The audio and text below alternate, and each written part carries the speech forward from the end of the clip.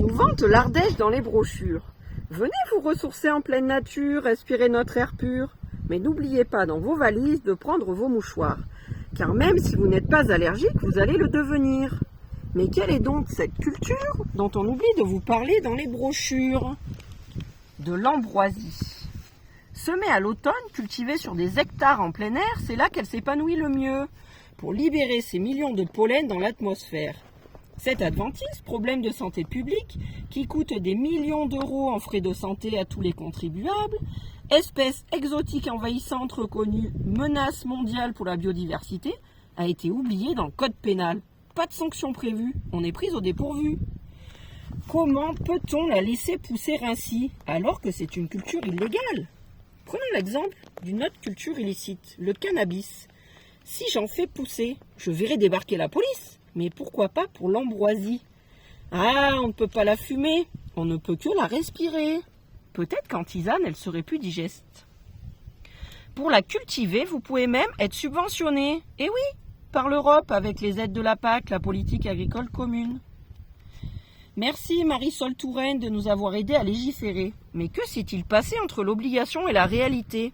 Le texte proposé a été amputé, modifié. Et oui, en France, on n'aime pas trop imposer, même lorsqu'il s'agit de notre sécurité. Mieux vaut guérir que prévenir. Mais ce n'est pas ce que dit le dicton. Je sais bien, on nous prend pour des pigeons. De l'obligation de lutte, il est ressorti, vous pouvez lutter. Mais pouvoir et devoir, ce n'est pas pareil. Bravo Mireille. Alors on nous dit, stop ambroisie, vous n'avez pas de super pouvoir. C'est vrai, cela ne fait que 24 ans, merci à notre président, que nous alertons par tous les moyens. On demande de lutter et on se fait insulter. En résumé, tout est fait pour nous décourager. Et comme nous ne sommes pas au pouvoir, on n'a pas le choix. Il faut prendre nos mouchoirs. Nous, on est sur le terrain, à s'en faire mal aux reins, aux côtés des allergiques bourrés d'antihistaminiques. Il s'agit pourtant de santé publique, qui nous coûte à tous beaucoup de fric. Alors le gouvernement nous répond « Tout va bien, nos outils sont efficaces ». Et pourtant, l'ambroisie nous sclérose, elle prolifère partout autour des établissements de santé, même dans les agglomérations labellisées villes fleuries, qui garantissent pourtant aux habitants une qualité de vie. Vous pouvez en cueillir jusque dessous les panneaux, sur le bord des routes, après chaque chantier, dans les lits des rivières, et même les personnes vulnérables, nos anciens dans les EHPAD, ne sont pas épargnés. Tout ça dans la plus grande indifférence. Cela crée pourtant des souffrances et nous pourrit l'existence. Bienvenue en France.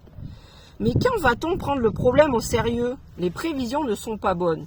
Le nombre d'allergiques double tous les 10 ans. En 2014, il était à 20%. À force de négligence, on ne pourra plus rien faire, même en lançant des plans d'urgence. Nous avons estimé la zone d'irréversibilité à partir de 40%.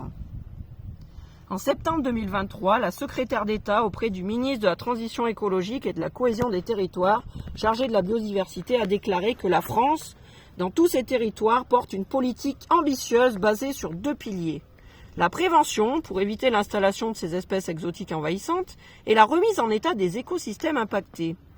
Elle a aussi déclaré qu'elle allait réunir dans les prochaines semaines l'ensemble des parties prenantes engagées dans la lutte contre les espèces exotiques envahissantes, afin de renforcer la stratégie nationale biodiversité.